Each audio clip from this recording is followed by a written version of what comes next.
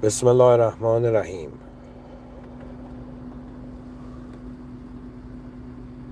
In the name of God, the most benevolent, the most merciful.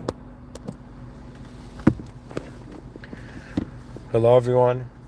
Welcome to another episode.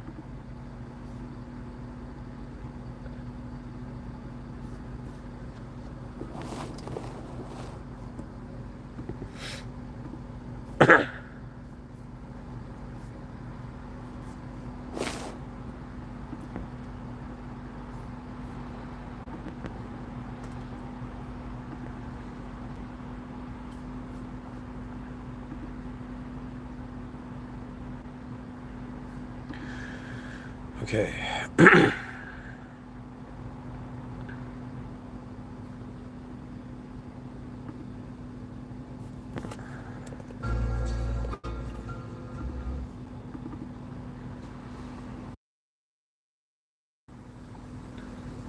All right.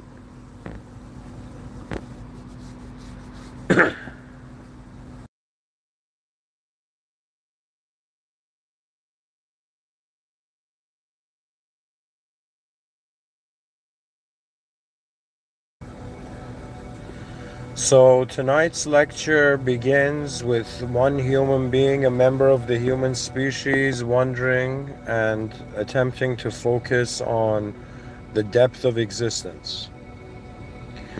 I find that I am alive at a very interesting time. Right now, as I speak, the Iran-Israel conflict escalates. All the nations of mankind are now being tested by the system admin. The leaders of humanity will show their true colors, their true faces, and their true hearts. And so, yesterday, I think it was actually 2 days ago. 2 days ago, when I got home, when I was about to step in the elevator and go up to my apartment, for one moment, this feeling approached me where I was like, what if World War III happens right now? And what if there was like nukes hitting everywhere? And what would I be doing then? What would I feel then? So 2 nights ago, I had this emotion of, yo, as a being, as an intelligent being on this planet, how do I feel about extinction? Do you know? And what was interesting was that this feeling of incompleteness came. Now, granted, I'm someone who I've experienced death in dreams. I've had near-death experiences in the outer realms.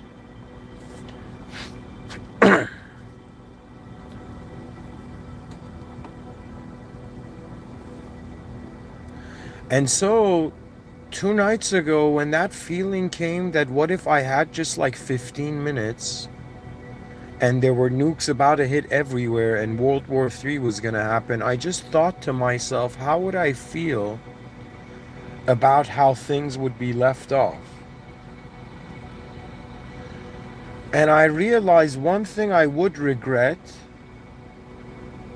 definitely, is not having looked closely enough at what the world was.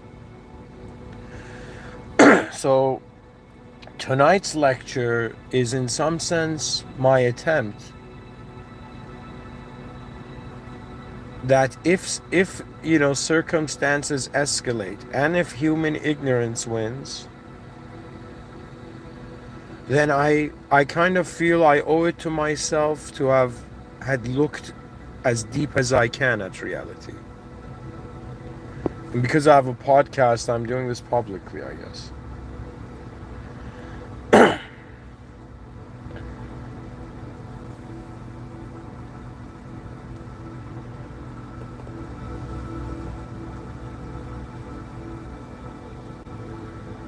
I have, as a human being on this planet,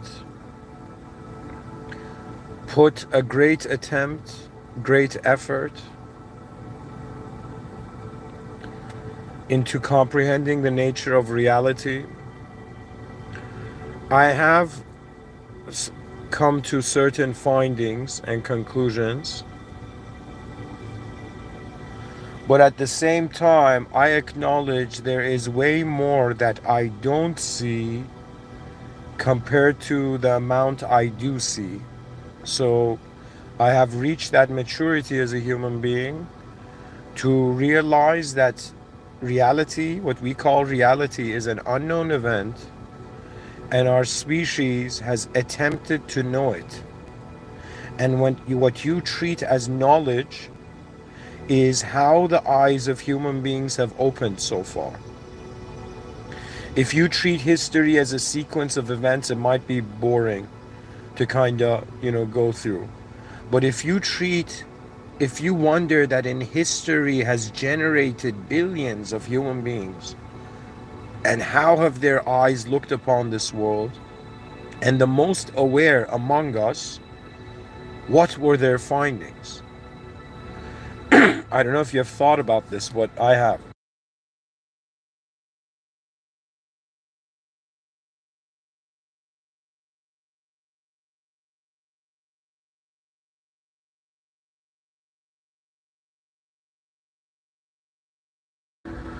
So, this lecture, it's titled Focusing on the Depth of Existence. I could have written it as Wondering About the Depth of Existence.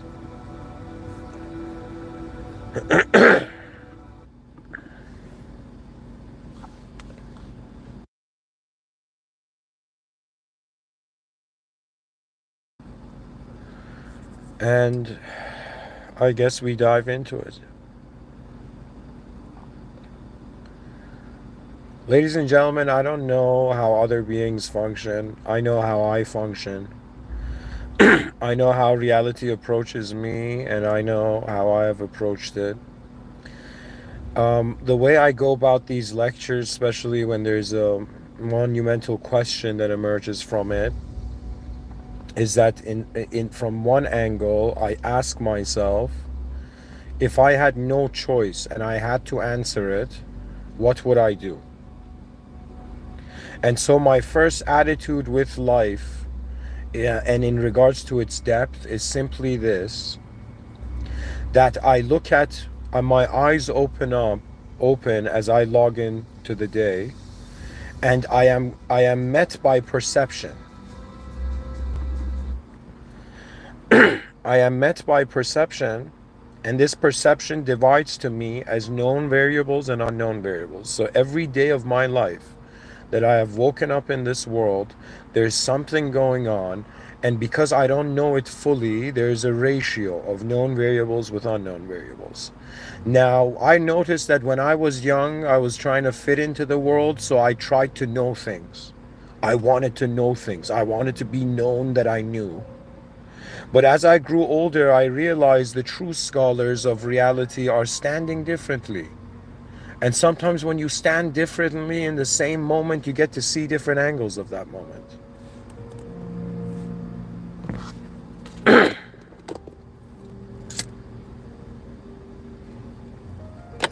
And so I came to this conclusion, to this realization, that those who are perceiving this reality greater than me, greater minds and beings than me, they are not obsessing over how knowledge is shaped. They're wondering about what other shapes remain unknown. And so the first thing I'm telling you about the depth of existence is that it is majorly unknown, and our species is tasked with knowing it. Okay? And this makes us wonder about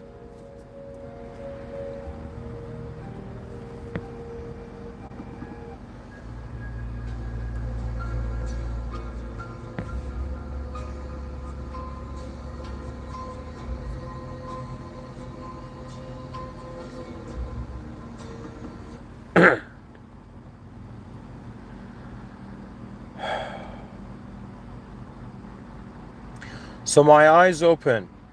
I am confronted by reality. Reality approaches me. Typically what happens when reality approaches the human being is that they approach reality in a certain way. And the point I wanted to make is that the true scholars of this world They are standing staring at the unknown rather than being satisfied by the known. There will come a moment in your life where everything you know will not feel enough, where you will realize that there is unknown, how do I say it? There's unknown potential awaiting you. And so really, if you want to know the depth of reality, I can take it further, and I will, to honor this lecture. So it started off as my eyes opening and looking at this reality with known variables and unknown variables, and realizing that what I can work with throughout the day is in regards to moving the known variables, repositioning them, and as new experiences come, there's new reference points that in some sense update the previous ones.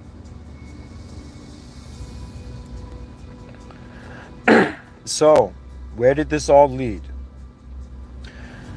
My story, I would say that my story began in 2014. I decided to give when I decided to give 10,000 talks for the betterment of mankind, I came to the conclusion that life was in some sense a container of energy, and this energy had to be used. The depth of my life has been activated for living for something bigger than me, to be honest.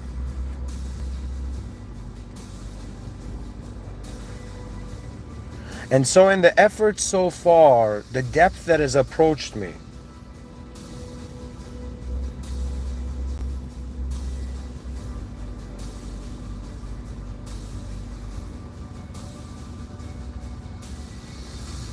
and I want to explain to you how the levels of the depth open. After talking about it many years, I think I can explain it very accurately.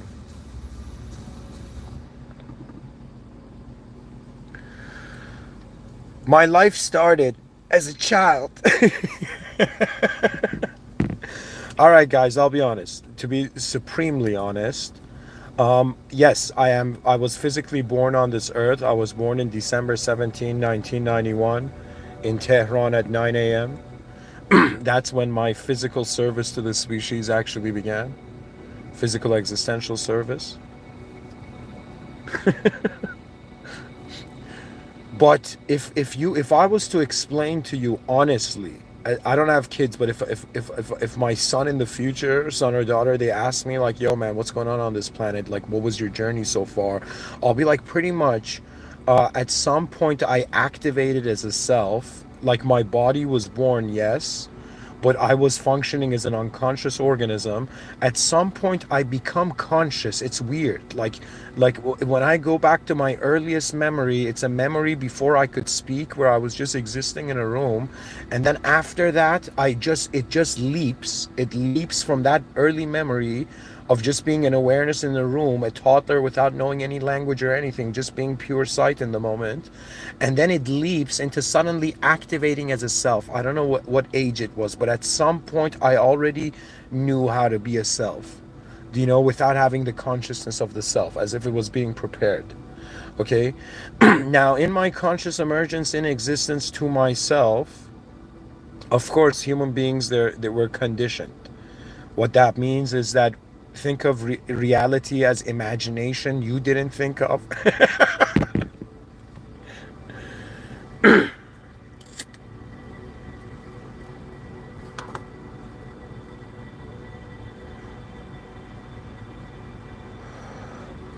Yo guys, there's activity in the chat section. Somebody says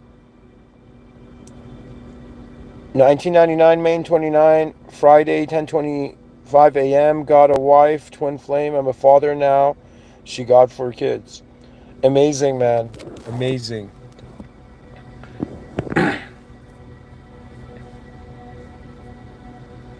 That is true advancement, to fulfill the role, not in just to your life, to in some sense for the species. Great, great task. Guys, achievements are sometimes in regards to the value of something. Sometimes you can have an instantaneous achievement by revaluing. Do you know? And there's many experiences in this 30. I've lived 12,000 days on this planet. That's pretty much what I'm trying to tell you, that the depth of reality has come across to someone who's had 12,000 new days. 12,000 times I've woken up, another new day, another new self. Oh my god. Do you know? And then it looped 12,000 times, and after some point after 12,000 times of like logging in and out of this existential server, you'll be like, all right, what's going on?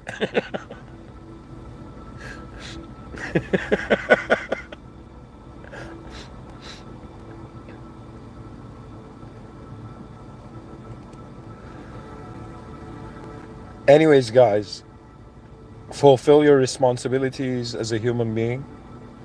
And the point I wanted to make was that if I had no choice and to truly I had to explain, that means if there was, imagine World War III or some tragedy or whatever, let's say I had to leave this world room, it's like how I would explain it honestly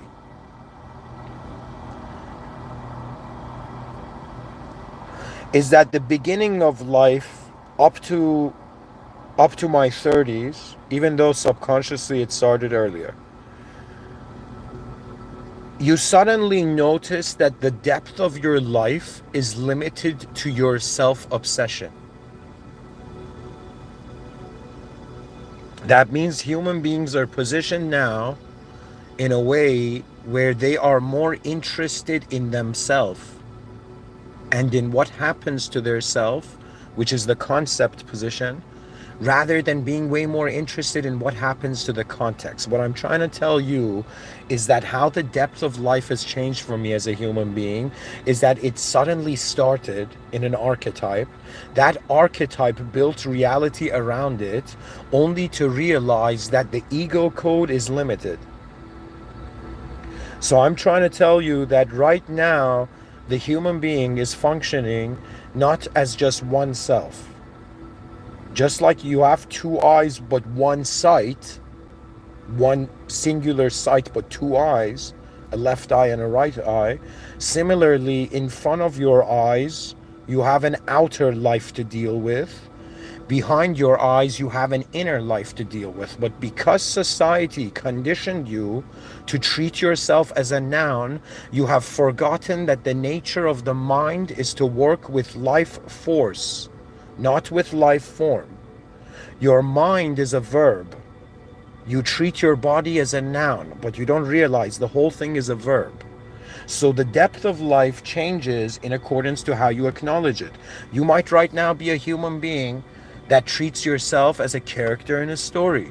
If I come and ask you, who are you? You'll be like, buddy, I got a name. I was born somewhere. I got a backstory. This is who I am. I have dreams. Do you know what I mean? And I'll be like, fascinating. You're an individual. But have you noticed that the individual is present in a collective situation? Why are we in this world and not a personal server? Why do we have bodies somewhere in a physical place where there's other physical entities? Why are we all logged in to the same multiplayer online game, but in some sense, instead of being 2D and pixelated, it is 3D and made of the periodic table? And reality is very simulated in nature. What I'm trying to tell you is that at first you are convincing yourself. At first, the task of the human being is in some sense to take care of you, to be responsible for yourself. I'm just trying to tell you that the depth of life changes when you realize there is something beyond yourself. Now, this doesn't mean metaphysical right off. It means that there's values beyond you. That means if you think that your thoughts are very important, if you think that your feelings are very important, if you feel that your physical existence is very important, it's like you reach that maturity when you realize, wait a minute, if life was about me, I should have been the only being here. But because there is an intelligent beyond me and I acknowledge the limitations of myself. When you're younger, you're trying to be limitless. Who we kidding? When you're younger, you want to show the world, yo, man, look at how limitless I am, you know? But as you get older, you begin to realize, nah, it's like the human being has limitations. Life is like a bell curve. Life is, in some sense, like an opportunity, but it's a conditioned opportunity. So, what I'm trying to tell you is that I lived maybe like half my lifetime under the impression that I'm this thought and I'm this body, one thought, and this one subjective self being an objective self, and that's it. And like, excuse my language, but like a dumbass, you know, like a fool, I believed my environment. I was convinced by the others. I was allowing the environment to set my value, not realizing every living being has a future. I'm trying to tell you the depth of life changed when I met my own limitations. When I began to realize that my body is dealing with a physical problem. All right, what am I gonna do when all human beings die at some point? And my mind is dealing with an infinite problem. My mind, that means the problem of my body, oh my God, I'm gonna die. The problem of my mind is like there's infinite viewpoints. How do I contextualize this temporary concept of self? And in some sense, where is the significance of reality rooted? For me, I don't know, there's a part of me that's always like, okay, if you're somewhere, why are you there? And what is important about why you're there? I have this feeling, you know? And because I'm someone who I get bored really quickly. And honestly, if there was no ability to fathom the future, I'd probably be shackled by some sort of existential depression.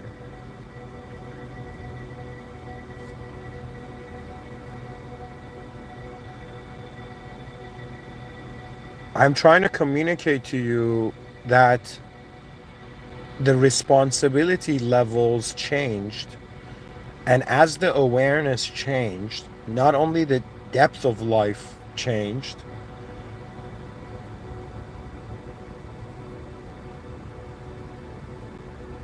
the depth of life for me, I mean, I don't know if I'm using myself as a good example. Okay, think of it this way. I'm pretty much telling you there's four factors to life. Okay, like this is what I'm telling you. There's four factors to life. The depth of life is based on that, those four factors, and it's based on your awareness and the emergence of your identity from the value of your furthest awareness to reality. Okay, so it would be equivalent to me saying, all right, I'm a human being. We want to look at the depth of this life. Well, there's a depth to this life in regards to how we're being a self. You know? So usually human beings, their life gets depth because their self is generating meaning. Bunch of people go into the same art gallery, look at the same artwork. One of them likes it, one of it dislikes it. What does that mean? The responsibility of meaning is self-generated to some degree. What that means is, yes, we do have free will, but the free will doesn't choose the multiple choice options. It doesn't choose the options. It can choose from the options, but it doesn't choose what the options are. And that's the nature of man. This is why on some level we feel free will is simulated, because how are we free if we couldn't control the context? Right now, guys, this context thing I'm saying is the most important thing to understand. Pretty much every concept has a context. Every concept you've heard in school or ever in your life, the thing the teacher didn't tell you was that you had to position it in the context of your meaning. Okay? So the self is the concept, the context is the world. Okay? And I'm telling you, the depth of life has to do with this self, with the concept being responsible for itself, which is the era we're living in. But we are at the turning point of becoming responsible for the next category, which is the species. Your life will have a different depth based on what you identify as. If you identify as a body, your life gets a certain depth. If you identify as a mind, your life gets a certain depth. If you identify as a soul, the world has gotten a different depth. Like, really, the fundamental difference between theists and atheists is simply that the theist considers this world is not the finale. This is not the final place. But if you do treat this as a final place, then you become limited by the, the edge of your world's choice. The edge of the world of your choice. You see, I'm pretty much trying to tell you, yes, life is like a game. The first game is like about yourself. You got problems with yourself, and you got to find solutions to these problems. It's another way of saying that, all right, man, I'm trying to solve, I'm going to spend this lifetime solving my own problems. All right, good job. Now, what happens after that? Okay? You're going to realize it could take you a lifetime, and there could be individual problems emerging endlessly. Okay, but you at some point will notice what I think great warriors in history have, that to solve a small problem that started from a big problem is meaningless. Not that it's meaningless, but it's not practical. So at some point, let me tell you the depth of it. I'm saying the depth of existence right now is like you're thinking, yo, man, what are my problems? The evolution of this, the evolution of the depth of existence will shift when you start wondering, what are the problems of my species? Ladies and gentlemen, life is not per se about knowledge, but it is about entering a greater stage.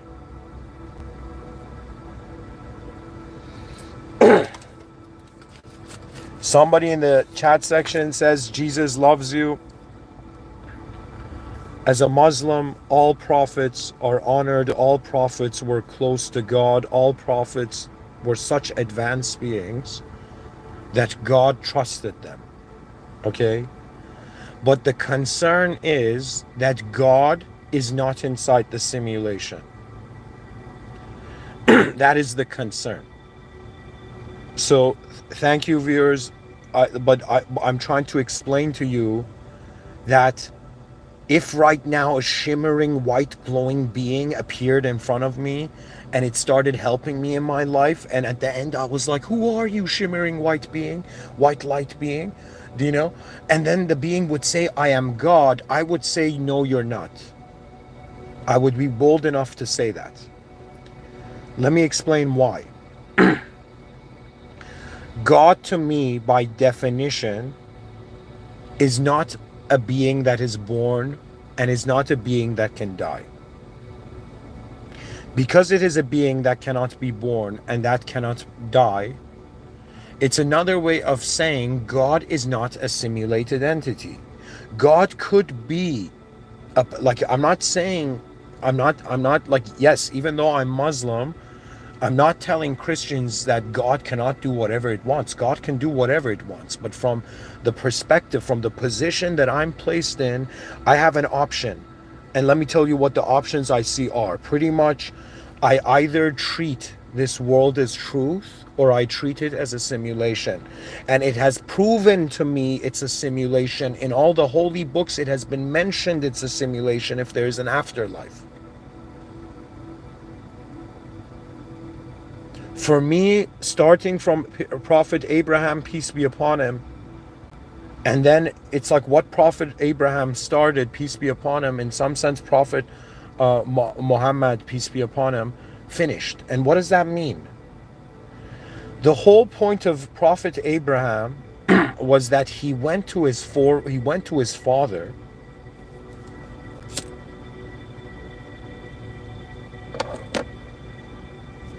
And may God bless everyone. Thanks for sharing in the chat section. Prophet Abraham, peace be upon him, went to his father. And he's like, Father, why do you worship these objects? Why do you worship these idols of your own limited creation? Why do you worship the imaginable? And Abraham's father looked at him and said, Son, what are you saying? Your forefathers did this. Honor the past. And Prophet Abraham, this is how you know he was a true prophet. He stared at the past and told them that the future is correct. Prophet Abraham looked at his own father and told him that truth, the only truth worthy of worship, is beyond the world room. Truth is beyond the world room. Now, I wasn't raised Christian, but I know that there is the archetype of the father. That's the point. That's the point. The son is pointing to the father. The father is the original power of reality. It doesn't matter what prophet you follow, reality was created. And if you want to even get into a deep argument in this, pretty much it leads to the infinite regress fallacy. If reality was a domino and the first domino was created, the first domino couldn't have been pushed by a domino. Therefore, in some sense, there requires an agency, a divine agency originally. Ladies and gentlemen, what I'm trying to tell you is that we're inside a simulated testing zone. We're within a divine surveillance state. We are inside an existential system. There's a system admin beyond the world room. Inside the world room, there are moderators. Moderators are simulated beings that have authority over reality. It does not mean there are some moderators that have ignorant intent, and there are some that have clear intent. For me, the prophets can be seen as those beings elevated to the status of moderator.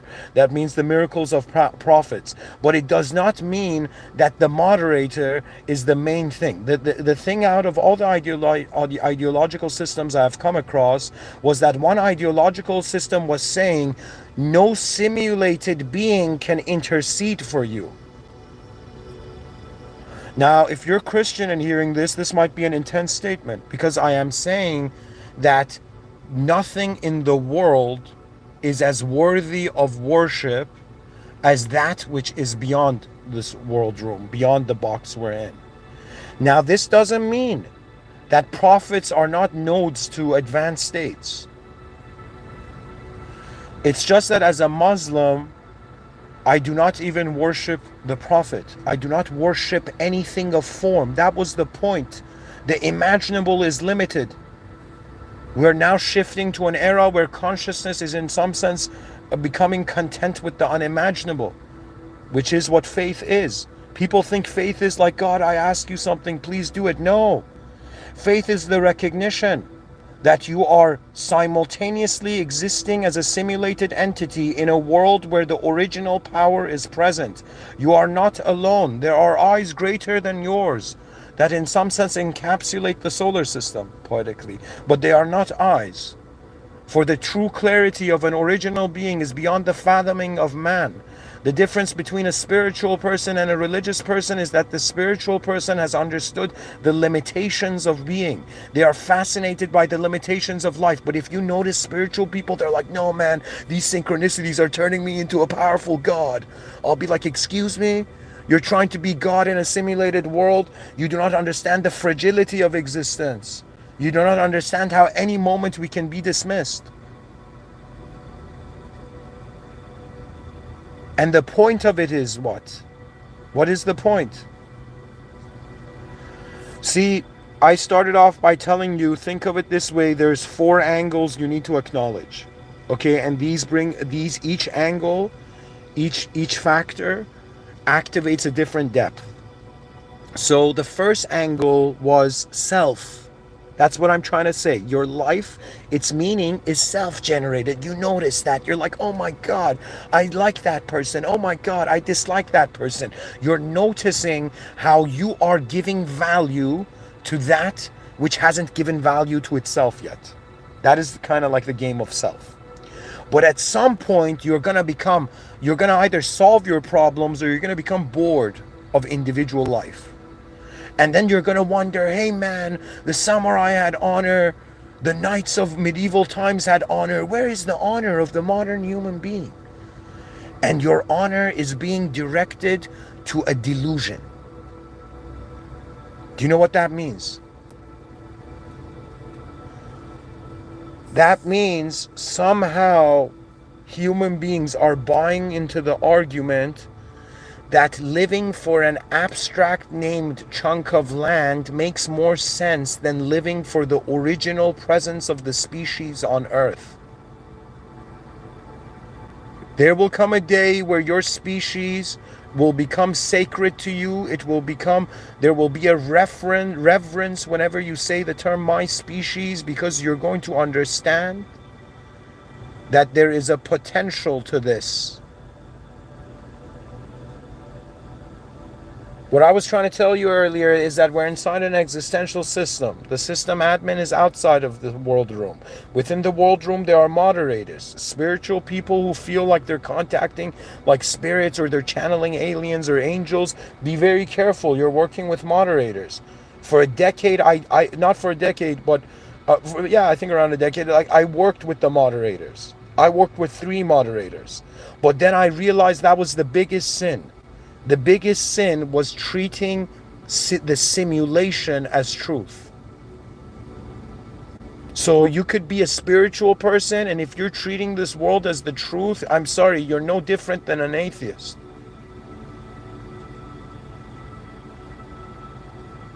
Because this world has intentionally been designed that externally you can't see the edge of the world, you can't index the whole cosmos, and internally you cannot know the soul. And you might feel rebellious when I say that, but I am saying that as a Muslim. For Muslims, the soul is the secret of God. Man knows only little, and it is also the amr of Allah subhanahu wa ta'ala. It is the command of the system admin. And you are here thinking that you're just your mind, yourself, your story of life. You don't understand the force that moves this. So first, we have to be responsible for ourselves. Once we are done, in some sense, let's say finding some solutions to our problems of ourselves, you become responsible for your species. Now this is new for our time. This is the era of history for it, where you're beginning to see the shift from nationalism to speciesism. So when you start thinking as a species, even if you're religious, you are like, wait a minute, God didn't just create me.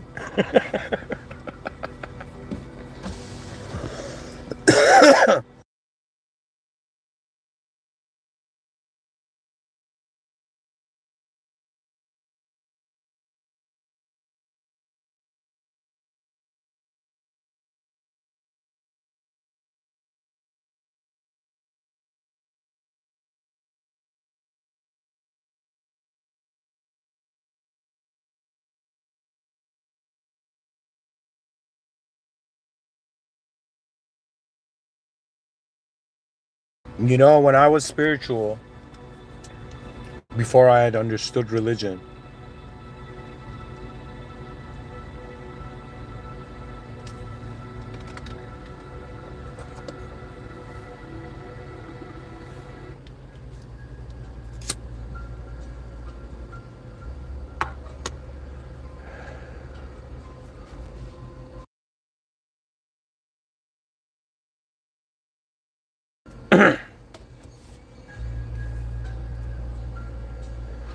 I was trying to fulfill a role in my life that I could not. Human beings are designed with the requirement of a higher ideal.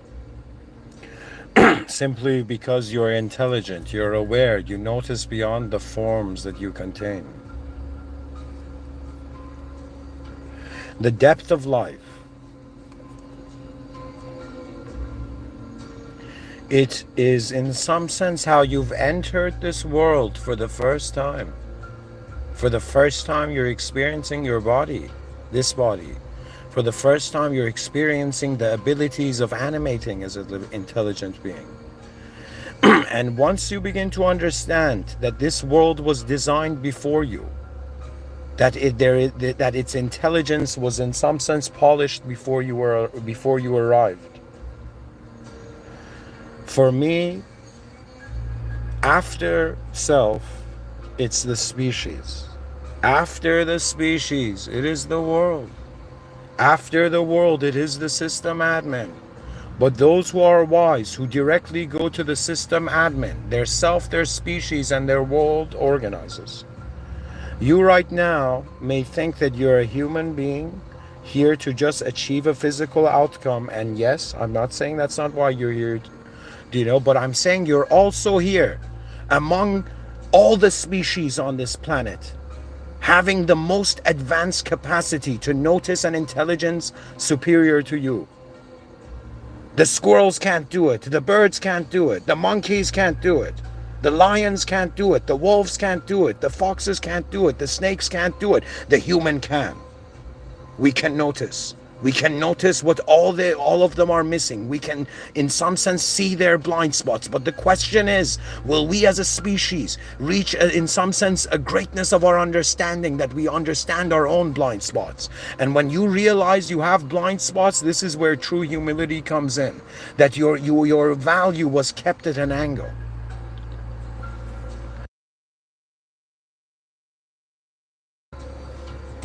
Right now it's an intense time.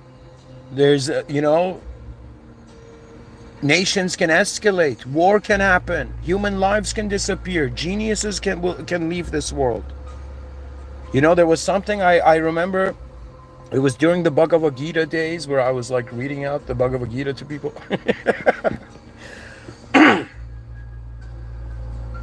Like, I don't know, maybe like more than 5 years ago, I identified as Rishi Vyasa in my past life. But now, if you ask me, do I believe in past life? I will tell you no. I will tell you that so many times there has occurred inner apocalypses by just the entrance of new understanding, by the expansion of the horizons of one's mind. The world becomes, it's as if, do not be convinced by the edge of reality, because it is edgeless. And in an edgeless world, what is the potential of a being that can engage it? And what is the game we're all trying to play? Why did Maslow speak about self-actualization in Maslow's hierarchy of needs? Why did he say that human beings are climbing a mountain of survival only to reach its peak to be free? But what does freedom mean for a conditional entity? And in some sense, what is the purpose of simulated beings at all? Which is in some sense the most intense question of philosophy. Why is existence here when it could not be? Then you begin feeling the majesty of the hidden designer, hidden to you, but you were never hidden to it. That there is a power in this world that moves behind the scenes and moves behind every scene. That the divine surveillance state begins from not you just wondering what's looking through the eyes of other entities, but wondering what is looking through your own eyes. That there is a greatness here. And even though as a Muslim, the soul is the secret of God, my closest hypothesis is that the soul is the original memory of being created by the higher power. And even though we're stationed in a lower power position, it is that single core memory, that single ability to notice the differences between how we change. Because if you look at lesser animals, they don't know how they change. And so the depth of life is at first noticing its surface, which is noticing your limitations, noticing your inferiority in the presence of a cosmic event. And in some sense, how many ways there are that human beings look at life that you have no clue of. Life is so fascinating that from the past, it is a conditioned specificity, but from the future, it is infinite probabilities. That means what would be the next word I can say? What would be the next way I can move? And in some sense, how will my heart feel about it all at the end? So I'm trying to tell you the depth of life, ladies and gentlemen. I'm trying to explain it to you in four categories. That there's a depth to life when you discover the surface of yourself. You discover yourself. You have been living this whole life obsessed about yourself. They're like, yo man, do you have OCD or does the species has OCD? I'm like, the species has an OCD to survive. But the issue is survival is not enough. Physiological survival is not enough. And we need to fulfill this physiological survival with psychological meaning. The meaning has to do with our understanding. Our understanding has to do with the awareness of the depth of reality. The depth of reality is the recognition that in front of your eyes, it's a physical event. Behind your eyes, it's an abstract event. It's the recognition that you're being influenced. Why do we even consider you're a physical being? It's because you're being influenced by events that no longer exist. That's called memory. And you can get influenced by probabilities of the future. That's called visualization. You have an ability that in some sense is revealing to you that you can get influence and extract different perceptions from different states of being. You're a multi-layered entity, and yes, in the presence of God, you're a singular soul. But what is the grand game? What is the aim of all of it? Where is this depth leading us? And so this is really the game of life, you know, that as a being that has participated in it, I can tell you that the more I know, the more fascinating it becomes. The depth of it increases as you understand it more, but the depth under it's like as you understand reality, the context is expanding, the concept can reconnect in more ways. When it comes to the mind, it is infinitely living ahead of itself.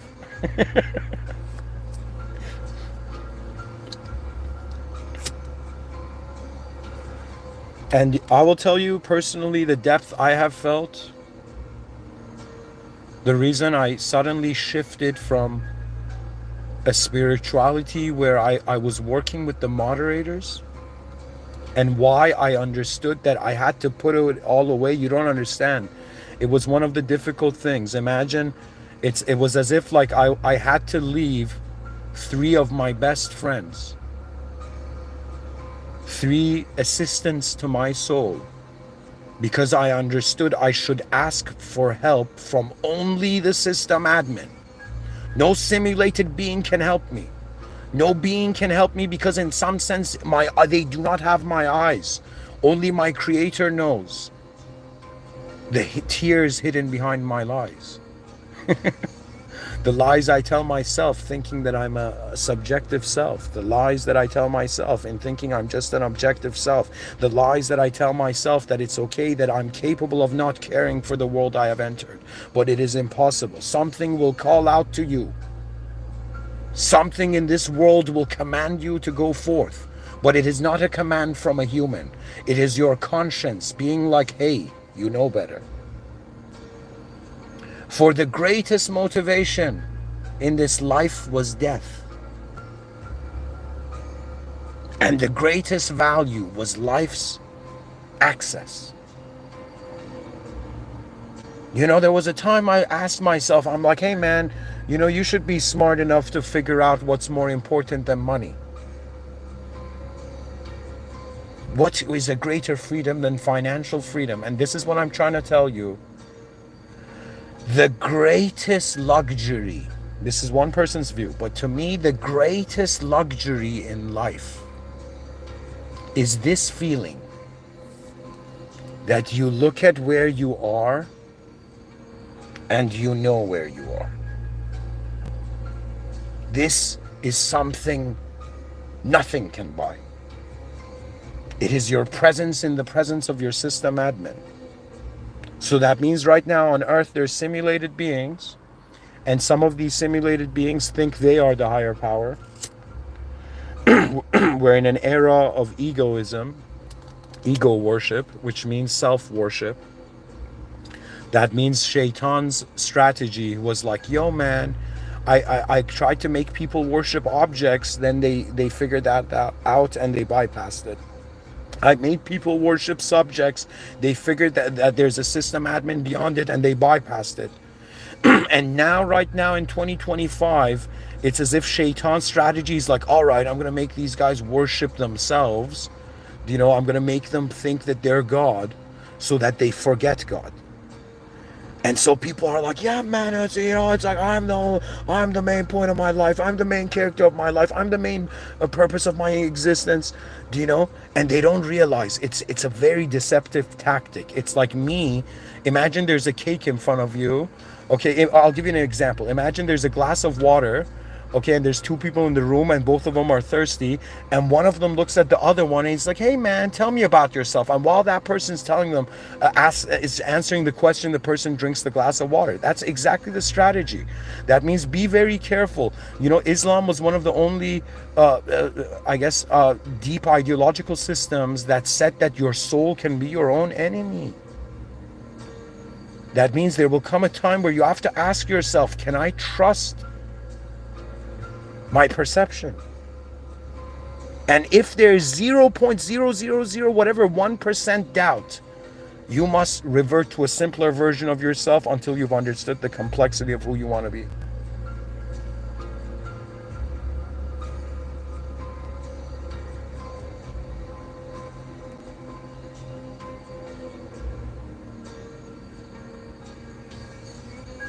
We are all the creation of God. Theologically, God created a masterpiece and put this masterpiece in front of creation, commanded it to in some sense, recite all the holy names, all the divine attributes of manifestation, and everything in creation bowed except one moderator, and mankind got caught in the crossfire. And the issue, and if they were like Prophet Adam, alayhi salam, peace be upon him,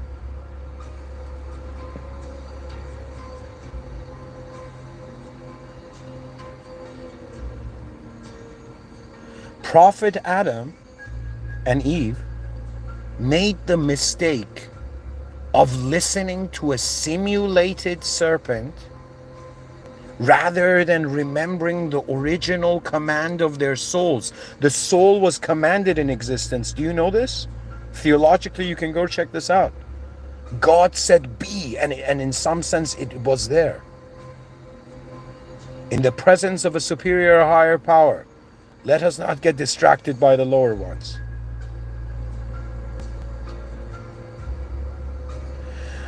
And so God created a being that existence bowed to because there was a might, there was a potential, there was a reason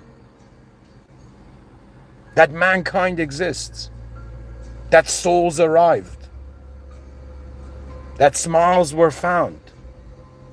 As a species, attempted to build paradise on earth until after this life, we enter the final civilization. The original civilization, the original world, the original state, where before we were simulated, before we were souls lost in a world, we were with our system admin.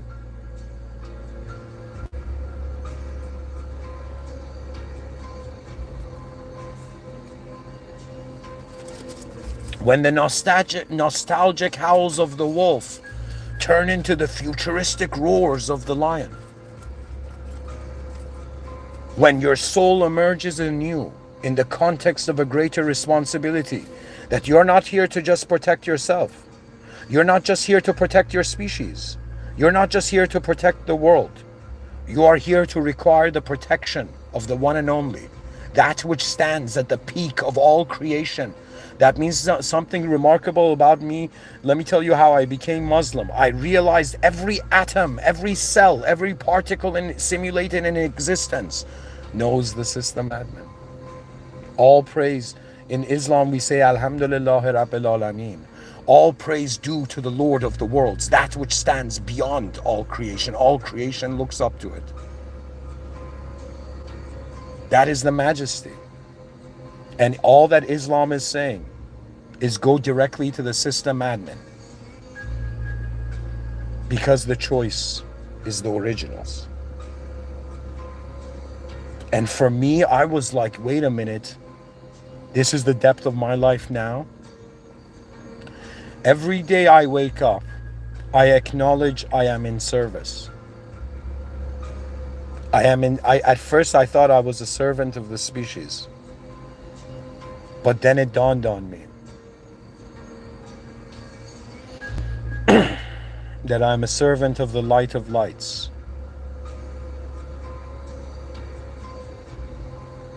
That I am present in an event created by the unfathomable.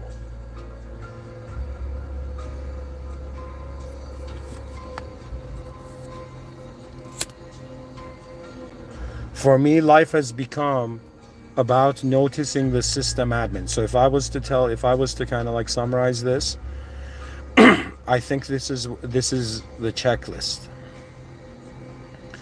The most important thing is for you to, in some sense, immediately care for the system admin.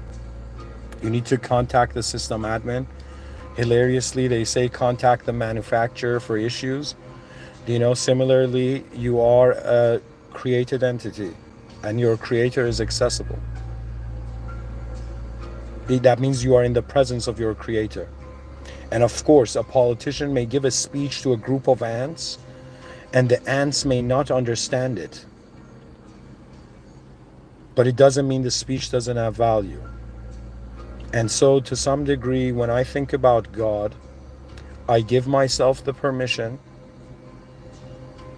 to consider that it is so beyond me that nothing in this world can convince me. This world doesn't have an owner. That's what God is. The owner of manifestation. The creator of possibility. And the final return. I'm pretty much telling you, this life could have a depth limited to just yourself. It could have a depth in regards to what happens to a species. It could have a depth in regards to what happens in the world. And it has a depth in regards to where everything goes.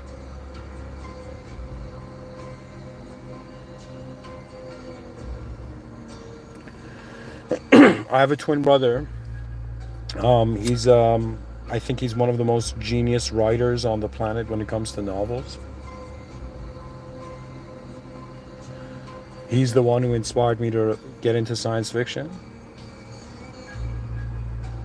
And he had created the story of a character named Vecta. And this character was like in the original state, was like in the sort of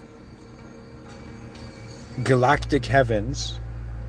And this character, he in some sense goes back to the bottom of existence just to show everybody above what it's like to get out of it. It was very fascinating. That means we are in some sense agents, divine agents. We are users in an existential system with a system admin, and we have system admin privileges. You being able to understand what I'm saying, reality forming occurring in such a way as it is now. It is mercy meshed in with intersecting with purpose.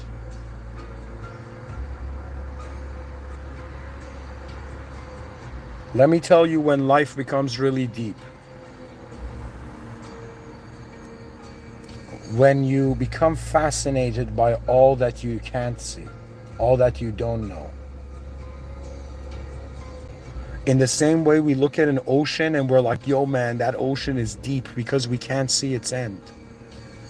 The depth of existence is pretty much showing us, it's as if we're like, existence, why are you showing your endlessness to us? Why are you showing your infinitude to us? Why is existence demonstrating infinite possibility?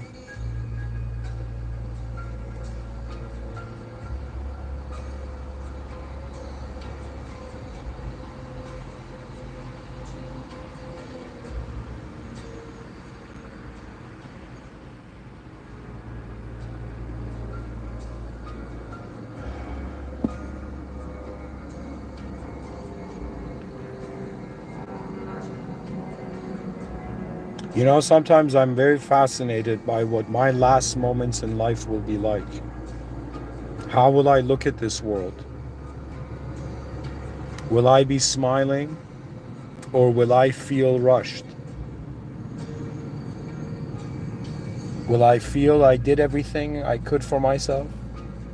Would I feel I did everything I could for my species? Would I feel I did everything I could for the world? And would I feel in some sense I did everything I could for the system admin? And at some point I have to acknowledge my limitations. I have to acknowledge that I might go in the afterlife and the system admin might be like, you made errors. And the whole point of it is that just like children are raised in this world and they need to trust some force,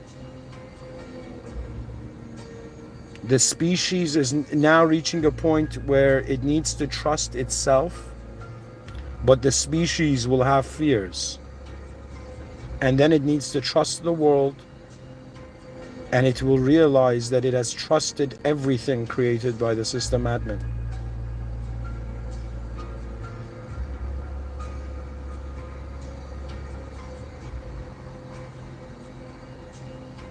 You see, the difference with the soul is that it's not that life is a simulation, meaning it's false. It's that there is an awareness to the simulation that is our original remembrance.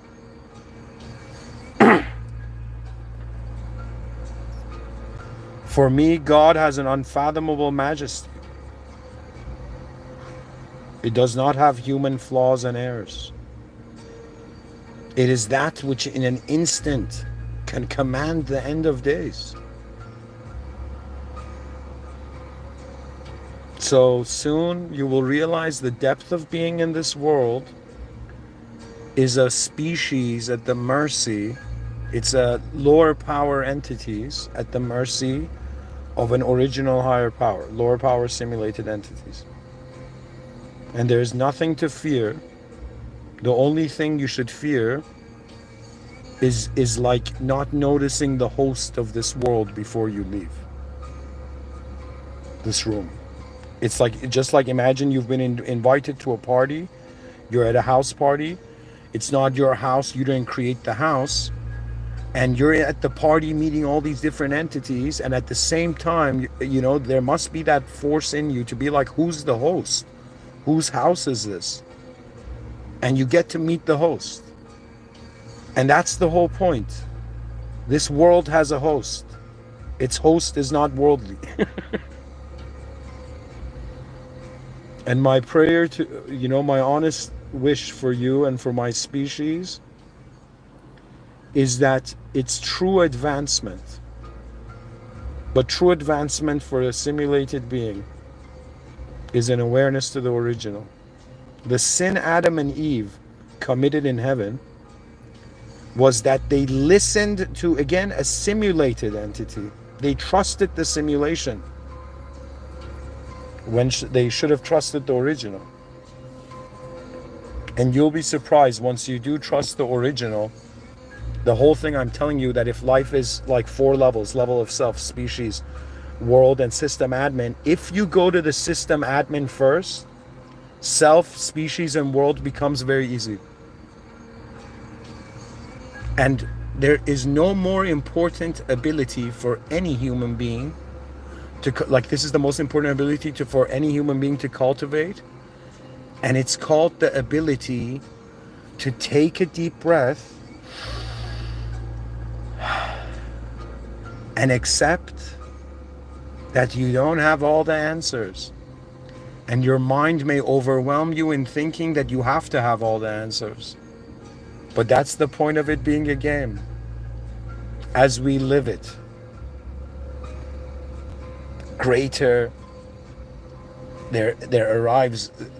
there's a greater access to it.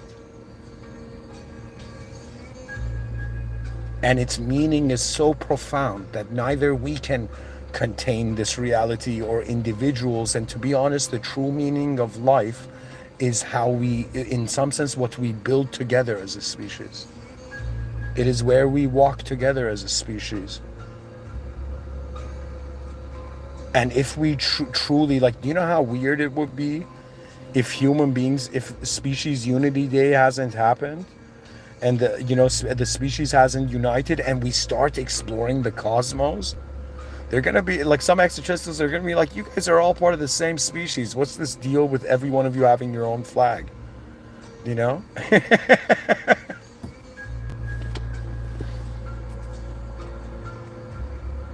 I believe the true flag of humanity is a blue flag with a DNA on it. That is the flag of our species. Look in the mirror before you look at your passport. Before you identify as a nationalistic entity, wonder if you were a species on Earth deserving to be free. What does freedom mean? Sometimes freedom could mean to discover your extended existential family. So the point of it is this: first you care for yourself, then your species becomes like your family, the human familia, you know? And so you start caring for the species. Then you become a being responsible for the world. And then every life force in life is like a comrade in existence. For what are we breathing?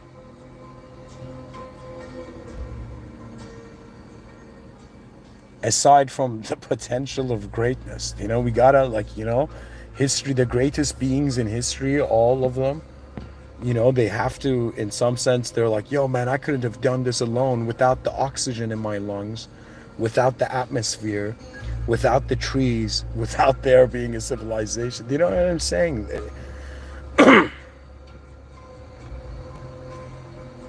And if somebody says, what is the deepest idea that I've come across?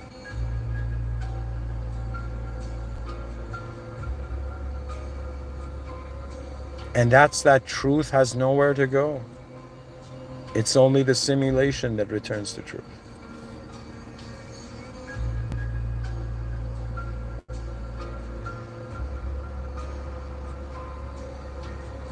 And perhaps we have always been free before we could not be. The original power is here. And as a simulated being in a world room, what shall you do next?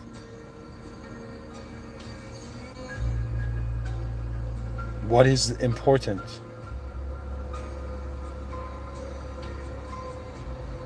The smile of a humanity that never faltered.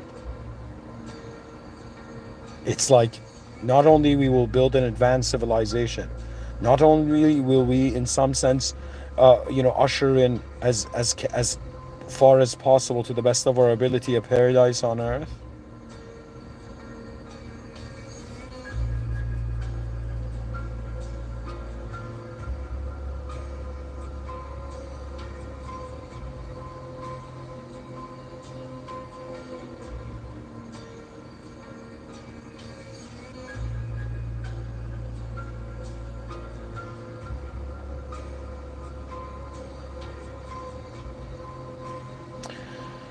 And so the finale is the original return, is the return of the simulated to the original.